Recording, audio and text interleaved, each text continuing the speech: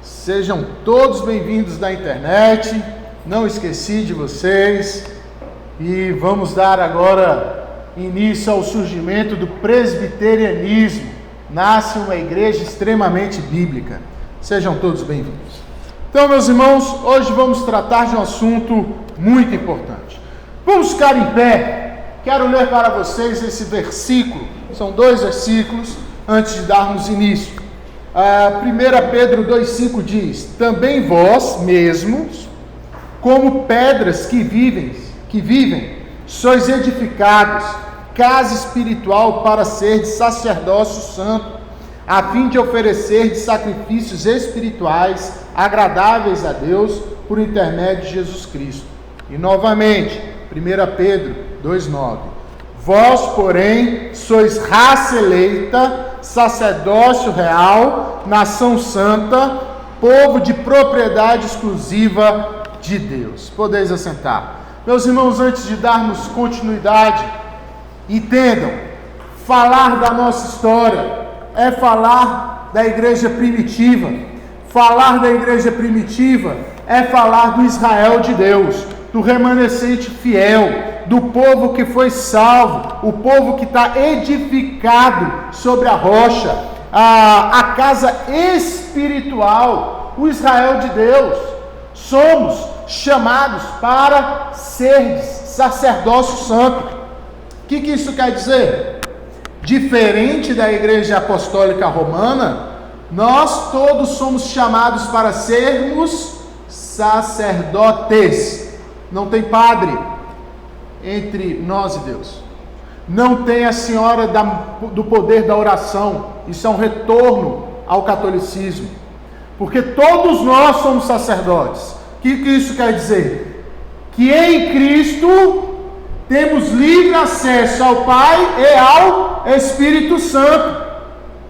A pessoa que roga para si tal poder é a mesma coisa que a Igreja Católica fez e faz, mas com uma identidade chamada gospel.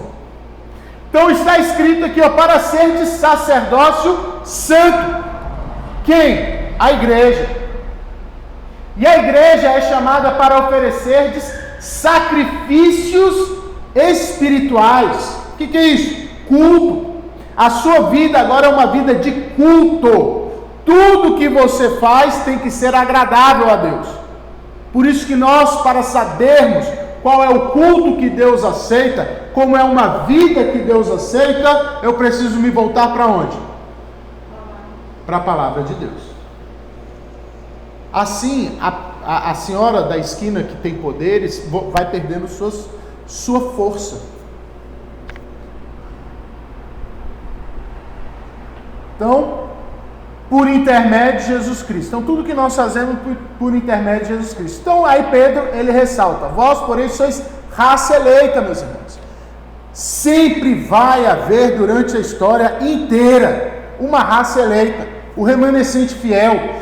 Deus tem o seu povo, e ninguém, dona Kátia, pode tirar esse povo da mão de Deus. Esse povo vai ser convertido. Ele vai levantar pessoas. Toda vez ele levanta pessoas, ele converte, ele ilumina. Por quê? Porque estamos debaixo do ministério do Espírito Santo. É Ele que nos ilumina, é Ele quem sopra a palavra de Deus.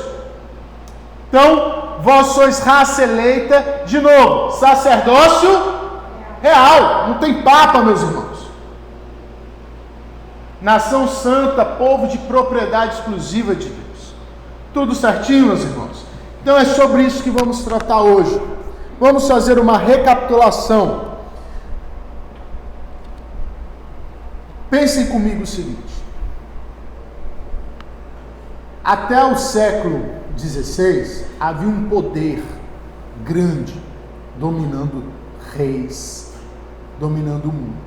O nome desse poder se chama Igreja Católica Apostólica Romana. Tudo bem?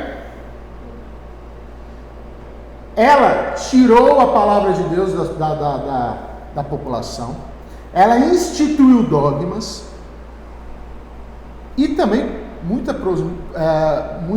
prostituição. Os padres viviam de forma promíscua. Enfim, sem a palavra de Deus, você não tinha como confrontar, você não tinha como saber e tal. Aí, os sacerdotes que tinham contato com a palavra de Deus começou a se converter e chamar a igreja à ordem. A gente viu isso com John Hus, depois a gente viu com Wycliffe. Aí a igreja começa a levar ataques. Quais ataques? Aí vem os irmãos Lollardos na Inglaterra, um grupo de pessoas voltando para as escrituras, porque o Wycliffe já tinha traduzido a Bíblia em inglês, dado para a população começou a ler. Aí vem na Alemanha Lutero, dá outro golpe na Igreja Católica Apostólica Romana. Aí tempo depois, nós temos na Suíça Zwinglio, que também se volta para a palavra de Deus, outro golpe na igreja. Na Suíça também nós vamos ter João Calvino e agora na Escócia. Esse é o nosso momento. Veja que eu dei um salto para a gente chegar no momento que eu quero que vocês entendam. Tá? John Knox, na Escócia. John Knox, na Escócia, ele chega para arrasar com a Igreja Apostólica Romana lá na Escócia. E começa a Igreja Presbiteriana. Ele consegue estruturar como igreja todos os reformadores, a ideia reformada, protege a Escócia e dá à Escócia uma igreja fiel às Escrituras. Esse é o nome. Vocês podem assistir depois vários vídeos desse homem, que inclusive era padre. Tudo bem? Então tinha uma única igreja, a igreja começou a ter, a liderança começou a ruir, porque apareceram 3 padres, a cidade romana começou a perder o seu valor, porque o Papa foi para a França. Então a própria igreja começou a se enfraquecer e levaram os seus golpes com a palavra de Deus. Tudo bem? Então reforma protestante, como que a gente pode resumir? Como a gente resumiu? Reforma protestante é voltar à palavra de Deus. É um movimento de se voltar às Escrituras. Tudo bem? Isso é reforma protestante. Isso é viver o verdadeiro Evangelho. Tudo bem até aqui? Vamos entender então o contexto desse momento aqui da Escócia. Tudo bem? Veja, Escócia era um local que era um país que vivia em conflito. Quem já assistiu aquele filme Coração Valente? Mel Gibson, antigo. Ninguém assistiu? Então depois assistam. Tá? É com Mel Gibson. Coração Valente. Coração Valente vai mostrar uma época que a Escócia vivia em guerra contra a Inglaterra, que elas são vizinhas, então cada uma queria conquistar a outra. Então era um povo que vivia em guerra. A Escócia, volta e meia, se pegava ou com a Inglaterra ou com a França. Era um momento ali muito intenso. E vocês querem ver uma coisa, o que o Evangelho faz? O momento em que a Inglaterra e a Escócia se unem, sabe quando é que é? No período da Reforma. Elas não querem mais briga, elas querem viver o Evangelho. Então o Evangelho une, meus irmãos. O poder do Evangelho é maravilhoso. E olha, à medida que a Escócia ia amadurecendo com o Evangelho, porque o que acontece na Escócia é uma coisa interessantíssima. A comunidade, o povo, começou a ter fome da palavra de Deus. Fome da palavra de Deus. Não foi da liderança impondo, como aconteceu com a Igreja Católica. Agora vocês são católicos. Não, o povo começou a voltar para as Escrituras. O povo foi se reformando, foi buscando conhecimento bíblico e foi querendo viver de acordo com aquilo ali. Então, à medida que o povo ia amadurecendo, eles iam aplicando as escrituras, inclusive no sistema de governo. A palavra de Deus foi mudando, porque a Escócia, como todos os outros países, era monarca. Havia um rei ou uma rainha. O sistema presbiteriano é um sistema de eleição. A Escócia começa a desenvolver um sistema de eleição também, público. Esse que nós temos, representativo, democrático. A palavra de Deus reorientou, tirou rei, tirou rainha, trouxe um sistema representativo a partir das escrituras. Esse parecido com o que nós temos hoje aí. Efeito da reforma protestante. Tudo bem? Tudo bem? Sim ou não? Estão comigo? Dúvidas até aqui ou não? Então veja, a Escócia estava lá, sendo reformada. Aparecem dois nomes. O nome é Patrick Hamilton e George Wishart. George Wishart. Esses dois nomes, eles acabam sendo jogados na fogueira, condenados. Eram os reformados que chegaram lá na Inglaterra.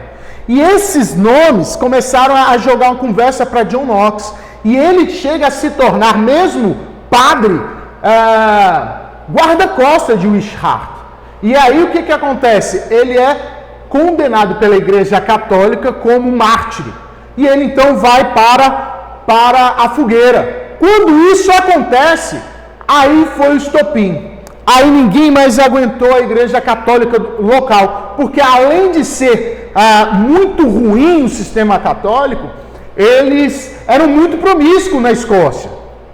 Como que eram representantes de Deus se todos os padres eram promíscuos? E aquele que se dizia cristão, bíblico, foi para a fogueira. E então o povo enlouqueceu. E aí, meus irmãos, o rei da Escócia morre. Assume a rainha, mas a rainha não tinha idade.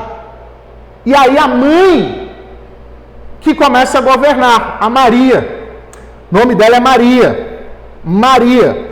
E essa Maria começa a governar porque a filha não podia. Só que tanto a mãe como a filha eram extremamente católicos. Então o povo ficava com medo de a liderança declarar. Aconteceu uma guerra civil na Escócia, porque essa Maria amava a Igreja Católica, porque era financeiramente interessante para eles a relação católica, né? Então, em 1560, e depois eu vou explicar com mais detalhes isso. Em 1560, a Escócia se torna presbiteriana, como todo. Porque a população toda, foi um avivamento escocês, a Escócia toda se voltou para a palavra de Deus, as Marias saem do poder e se estabelece então um governo representativo. Isso aconteceu na Escócia. Tudo bem? Então, quem foi o grande nome da Escócia? Esse homem, John Knox. John Knox, esse reformador, ele era tão intenso quanto Lutero. Ele era muito aguerrido, ele era apaixonado, ele amava as escrituras, ele falava mesmo contra pecado. Era um homem apaixonado, muito apaixonado. Uma vez, seu esposo chamou para almoçar. John Knox, vem almoçar. Aí ele disse: como posso deixar de orar enquanto o meu povo padece?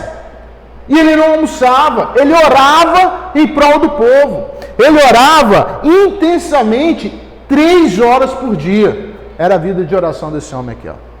Ele era muito apaixonado. Ele era muito apaixonado. Talvez uma das frases mais conhecidas deste homem é: dá-me a Escócia, senão eu morro. Ele queria ver a Escócia inteira debaixo do poder de Deus. Debaixo do poder de Deus. Então esse era o grande desejo. Ele era um caçador de almas. E isso nós deveríamos trazer para os nossos dias. A mesma paixão que esses homens tiveram. Esses homens racharam com a sua época. Racharam com a sua com a sua cultura, porque eram homens apaixonados por Deus. Nós temos que orar pedindo Deus nos dê o dobro desse espírito, dessa vontade, de ver Aruanã dessa forma. De ver Aruanã dessa forma. Pastor, inclusive as Marias, elas temiam mais as orações dele do que o exército inteiro, do inimigo. Você vê quão intenso ele orava. Meus irmãos, então vamos lá. Esse homem, ele se converte lá pelos seus 30 anos.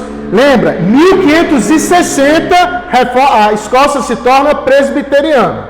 Esse homem se converte em 1546. 1546. Então, em 60 a Escócia se torna presbiteriana. Em 46 ele se converte.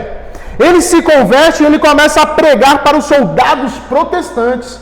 Vejam que existiam soldados protestantes. Por quê? Porque a Igreja Católica estava caçando evangélico. Então ele estava lá pregando para os soldados protestantes. Vem o que? A França e o aprisiona. A França coloca ele por 19 meses dentro de um navio escravo, onde ele sofreu o que você pudesse imaginar. Naquele navio ele sofreu ali como escravo. Ele sofreu, e sofria, e não podia ser liberto. E lá estava John Knox por 19 meses. Então ele é liberto, porque negociaram a vida dele. Solta John Knox, e ele corre para a Inglaterra. Lá na Inglaterra, já convertido, ele começa a ser pastor. Ele começa a ser pastor, a pregar a palavra de Deus na Inglaterra. O que acontece? Uma outra Maria assume o reinado da Inglaterra, chamada Maria Sanguinária. Essa mulher, meus irmãos, tem na sua conta mais de 300 mortes de protestantes. Os outros saíram correndo da Inglaterra porque iriam morrer.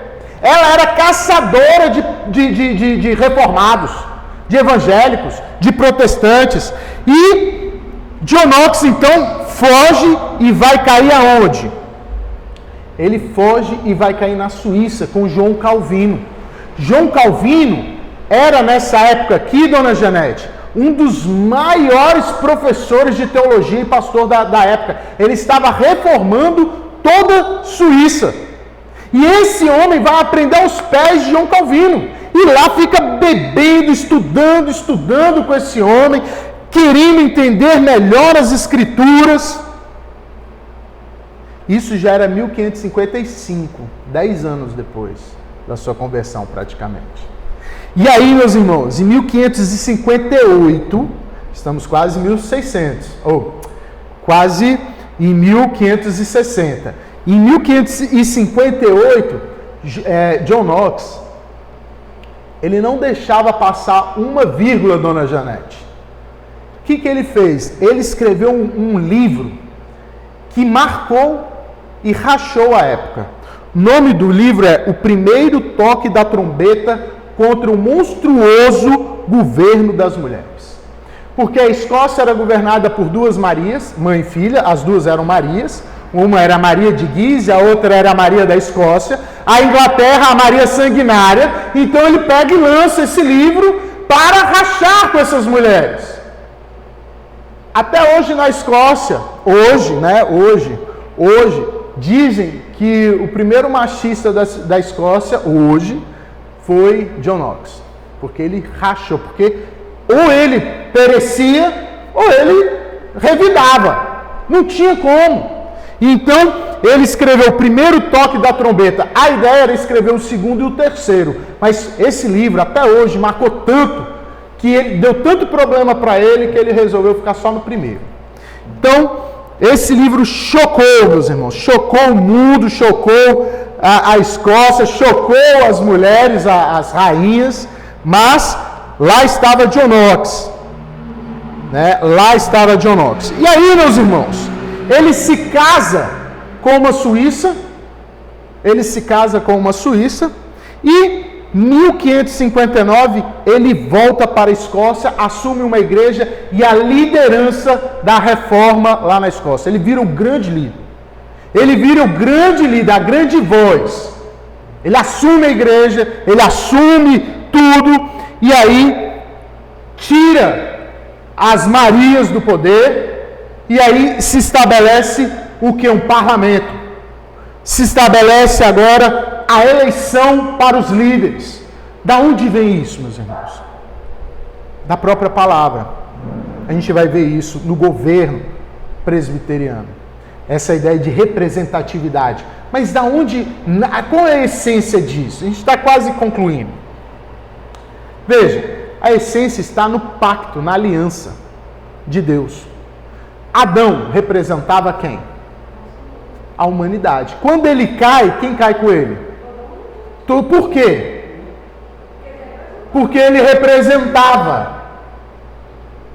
Então, a ideia de governo, a ideia presbiteriana é representativa, federal, da onde sai o nome Constituição Federal. Sai da nossa igreja, meus irmãos.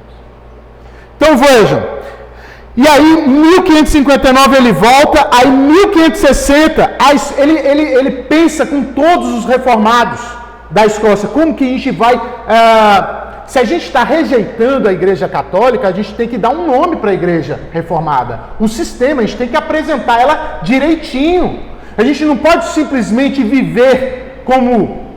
A gente precisa fechar o nosso sistema bíblico. Como é que a gente pensa governo da igreja, pastor, diácono, presbítero? Como que a gente pensa sobre oração? A gente precisa discipular essas pessoas, elas precisam voltar para as escrituras e a gente tem que apresentar algo. Porque se estamos excluindo, temos que dar o quê? Uma orientação a elas. E aí então, ele foi a pessoa que pensou, sistematizou, organizou e fechou o sistema presbiteriano. As ideias eram todas parecidas no mundo. A reforma estava acontecendo, mas como presbiteriano, foi ele que fechou. Tudo bem até aqui? Agora eu te pergunto, estamos para uma parte meio prática e legal. Por que é esse nome, presbiteriana? Alguém sabe? Por causa dos presbíteros que a igreja elege, e os presbíteros na reunião que decide o que é tratado. Isso. Veja, se nós estamos excluindo um sistema de igreja, a gente precisa de um bíblico. Como é que é um governo bíblico? A gente precisa pensar. Na época, você tinha um sistema episcopal romano. Quem é o sistema episcopal? O Papa, o padre. Você tinha um sistema congregacional, que era a congregação que mandava. Mas aí a presbiteriana, não. A gente tem que ser mais bíblico ainda. Mais bíblico. E eu vou mostrar para vocês, meus irmãos, como é que é o sistema. Porque presbiteriana é o sistema de governo. Dona Valdete, é o sistema de governo da igreja. Toda igreja tem um sistema de governo. E esse sistema é o que dava nome. Hoje é diferente, né? O nome das igrejas é o nome da pessoa, né? Ou um negócio mastodôntico, universal, igreja mundial, igreja do poder, igreja não sei o quê. Antigamente era um negócio mais sério, o sistema de governo. Como que a gente funciona. Então vejam aqui, meus irmãos, olha só, vocês que estão com a Bíblia, olha e depois vocês me digam se nós somos ou não bíblicos. Atos 14, 21. A gente vai tratar disso mais a fundo um dia, tá? Eu só estou trazendo aqui um temperinho para vocês, um saborzinho. Veja aí, Atos 21. E tendo anunciado o evangelho naquela cidade, e feitos muitos, o quê? Discípulos. Como que o discípulo nasce? Com o anúncio do evangelho. Só existe discípulo se houver o quê? Pregação, meus irmãos. Isso é o poder de Deus. O verdadeiro poder de Deus e tendo anunciado o evangelho naquela cidade, feito muitos discípulos. É o que acontecia na Reforma Protestante. Voltaram-se para Lístra, Icônio e Antioquia, fortalecendo a alma dos discípulos, exortando-os a permanecer firmes no quê? Na fé, e mostrando que através de muitas tribulações nos importa entrar no reino de Deus. Agora, como que a gente fortalece esse povo na fé? E promovendo-lhes em cada o quê? Irmãos, não caiam no erro do desigrejado. E promovendo-lhes em cada igreja. Que sistema? A eleição. Pronto, irmãos. De presbíteros. Em cada igreja a eleição de... Da onde vem o nome presbiteriano? Eleição de presbíteros. Promovendo em cada igreja a eleição de presbíteros. Por isso, irmãos, que é muito suspeito o pastor que sonha, aparece aqui e elege fulano de tal. É muito suspeito, porque promovendo-lhes em cada igreja a eleição de presbíteros. Seu sonho. E transformo, sair do escopo. É a minha vontade. Como é que eu tenho que me preparar para a eleição? Depois de orar com jejuns, o encomendaram ao Senhor o que haviam crido. Com jejum e oração, meus irmãos. Como é a figura de um presbítero? Isso tudo a gente vai ver com calma no dia certo. Só estou mostrando da onde vem o nome presbiteriana. Porque aí chegar um povo para você e falar assim, a presbiteriana é uma seita. Meus irmãos, é uma das igrejas mais antigas, bíblicas, que se tem, guerreira da fé, ama a palavra de Deus, vive segundo as Escrituras. Seu Valdeci, o dia que... Aqui é congregação. Aqui é congregação. Estamos debaixo do governo da Igreja Presbiteriana Nacional, que é igreja. Aqui é filha. Aqui, para se tornar igreja, ela precisa se manter, ela precisa ter pessoas capazes de ser presbíteros. E para isso, precisa de ter membros. E aí, meus irmãos, vai chegar um momento em que vocês vão eleger o seu pastor oficial e os seus presbíteros por 5 anos. Entendeu, Kátia? Aqui vai haver uma eleição. Vai haver vagas a serem preenchidas de presbíteros e pastores, porque pastor e presbítero é o mesmo nome. Membros homem, temos um ainda. Né? Mas a minha oração é de receber mais. O pastor está falando desse senhor. Hã? É dois que o senhor fala. 2. Na verdade, eu não sou membro da igreja, sou membro do Concílio Superior à Igreja. O pastor ele é membro do presbitério. Isso eu vou explicar depois. Né? Então, promovendo em cada igreja a eleição. Então, quando alguém chegar para você e falar assim, a igreja presbiteriana, ela é uma seita. Meus irmãos, é impossível. A pessoa não entende de seita, a pessoa não entende de igreja, a pessoa está mais perdida do que qualquer coisa. Tá? Promovendo-lhe a eleição de presbítero. Esse aqui é o oficial da igreja, a liderança da igreja. Então a igreja vai eleger o seu presbítero e os presbíteros vão representar a igreja numa reunião chamada conselho. Nessa reunião nós vamos discutir o que? Pastoralmente e umas questões até administrativas da igreja. Tudo certo? Está entendendo, Kátia?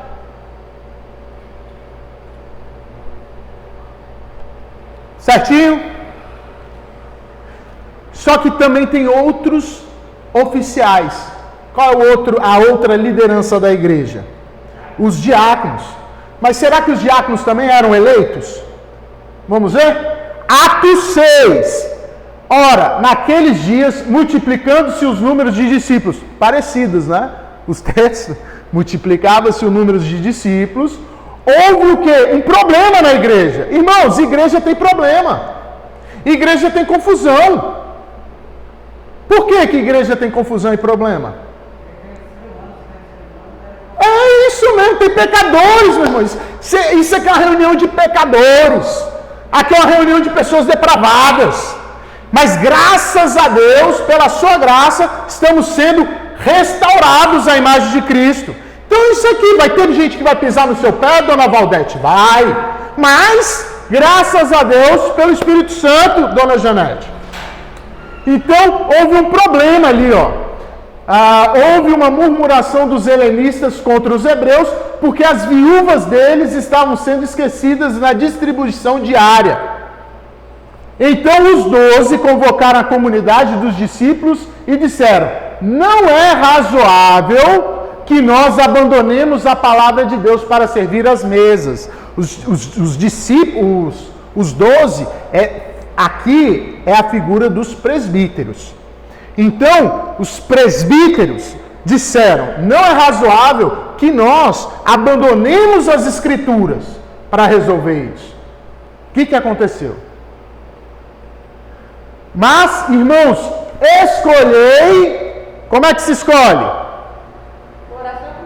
Não, mas o que é isso aqui? Escolhei. Eleição, meus irmãos.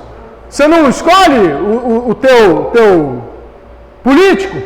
Tu não escolhe? Então, escolhei dentre vós 7 homens de boa reputação, cheios do Espírito Santo e de sabedoria, aos quais encarregaremos deste serviço. Que serviço? Servir a comunidade.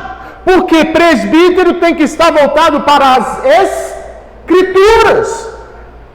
Enquanto nós nos consagraremos à oração e ao ministério da palavra. É um dom. É o dom do ensino e o dom do serviço. O parecer agradou a toda a comunidade. E o que aconteceu? Elegeram, meus irmãos. Como é que o vereador assume a sua cadeira na cidade? Porque o quê? O povo. Da onde surgiu isso? Meus irmãos, essa é uma das igrejas mais sérias. Mudou. Vocês querem ver mais coisa? O impacto da reforma na sociedade? O que nós temos aqui que ensina essas crianças que estão aí fora? O que nós temos aqui no meio da cidade que ensinam essas crianças que estão aí fora? Escola. A escola não ensina as crianças que estão aí fora? O sistema aqui dela é particular ou público? Público. Vocês acham que surgiu da onde? Sistema público veio da ideia de João Calvino, meus irmãos. Claro, naquela época a remuneração não vinha do Estado. Vinham de príncipes, de pessoas ricas. Mas o sistema público de ensino, de crianças, de instrução, é da reforma protestante. É nosso. É nosso, meus irmãos. As pessoas estão sendo beneficiadas. E aí vem dizer para mim, ou vem dizer para você, dona Janete, igreja presbiteriana é seita, não sabe nem o nome dela. Quando se você vive o evangelho, você racha, você instrui. Existe escola para instruir. Existe agora sistema. Tem rei aqui no Brasil? Tem rei? Não tem. Tem um sistema representativo. Você quer ver outra coisa que a reforma protestante nos deu? João Calvino saía na rua e perguntava: como eu posso servir melhor a minha cidade que está um lixo? E ele desenvolveu um negócio chamado lixeira de rua. Tem lixeira de rua aí? Meus irmãos, isso não veio da Igreja Católica, isso não veio dos espíritas, isso não veio de qualquer outra denominação que veio aparecer por agora. Mas veio de nós. De nós. Amém, meus irmãos? Então, igreja presbiteriana, o que significa? Sistema de governo. Ela é governada, administrada pelos presbíteros e servida pelos diáconos. Tudo bem? Tudo bem? Ambos são eleitos. Tudo bem? Altamente bíblica. Servimos a palavra de Deus e defendemos ela somente. Tudo bem? E aí, o próximo passo, quarta-feira que vem. Fiz um recorte da história, muito difícil, para que vocês pudessem levar a algumas coisas. Quem foi o reformador da Escócia? E o cara que conseguiu fechar o sistema presbiteriano? John Knox. John Knox. Tudo bem? Foi preso, espancado, ex-padre, fugiu e voltou, lutou contra a tirania da Igreja Católica e se estabeleceu firme ali. Lutou contra elas. O que mais que a gente pode tirar aqui de hoje? Até hoje, meus irmãos, vocês podem perguntar para a Júlia, que está lá. Júlia está na Suíça, né? Na Suíça, até hoje você tem esse muro dos reformadores, que o ano passado foi alvo das feministas, porque eram homens, não sei agora se é em Genebra, acho que é em Genebra, eu vou dar uma olhadinha. E aí foram homens que se voltaram para a palavra de Deus, pregaram, e as feministas foram lá e picharam, jogaram tinta, né?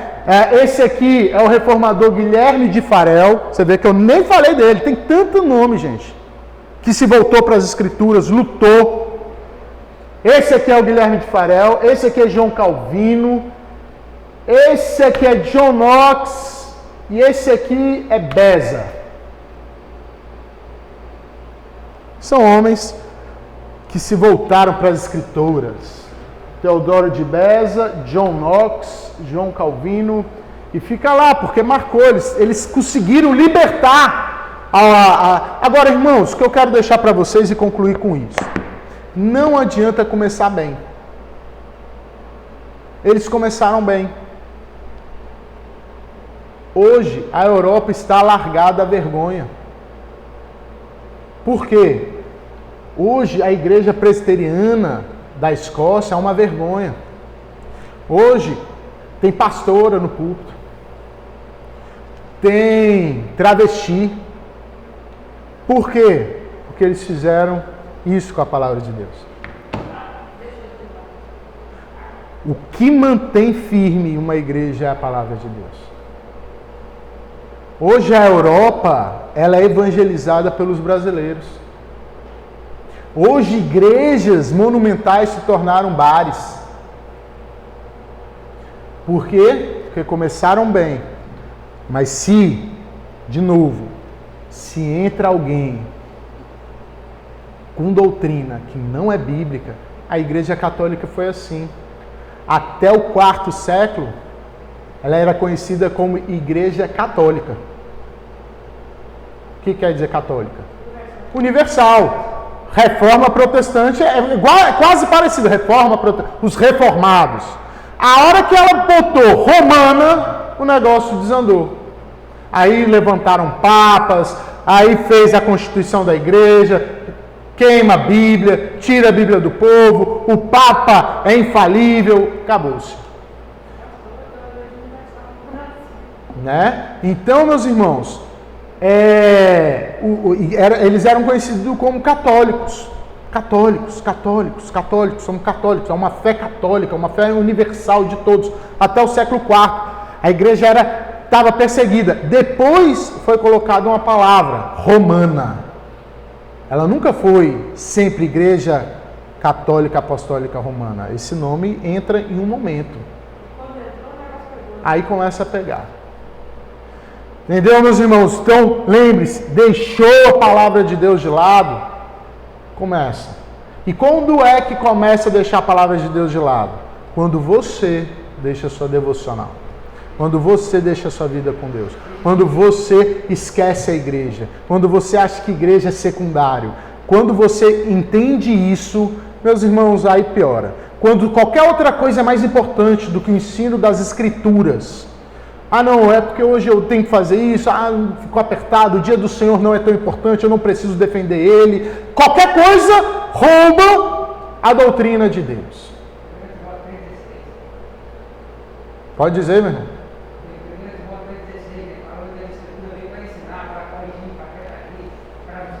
fazer o homem perfeito para toda boa obra, né? Amém. Dúvidas? Dúvidas? Vocês conseguem começar a enxergar o efeito poderoso de se voltar às Escrituras? A Alemanha dá um golpe fatal em 1517. Esse golpe vem com John Hus e John Wycliffe. Ensina Lutero esse pensamento. Lutero chega, os pensamentos de Lutero chegam na Suíça. Da Suíça chega na Escócia. Todo mundo se voltando para as Escrituras e vão dando golpes na igreja e se libertando da grande Babilônia. Então, vocês começam a entender como é o poder das Escrituras. Então, não se esqueçam, quando aparece alguém com poderes evangelicais, de derrubar, de isso, de aquilo, é para você não olhar para o poder das Escrituras. Isso é catolicismo romano. É você achar que pode ser espiritual porque apareceu um sacerdote. Seja a mulher de oração, seja a mulher do jejum, seja a mulher do milagre. Quando as Escrituras dizem, nós somos os sacerdotes de Deus, o povo, o sacerdócio real. Amém? Perguntas? Temos tempo aí, eu consegui um tempo recorde hoje. Pastor, pergunta não. Só afirmação. Esse golpe é o que agora? Tá aí.